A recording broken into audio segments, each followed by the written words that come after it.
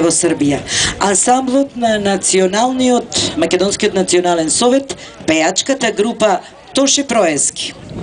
Ке ги слушнеме и студентките од Музичката академија при Универзитетот Гоце Делчев од Штип. И сите заедно ке исполнат две македонски изворни песни. Невесто и Седело Ѓуре Дос. Да ги слушнеме сите заедно, гостите.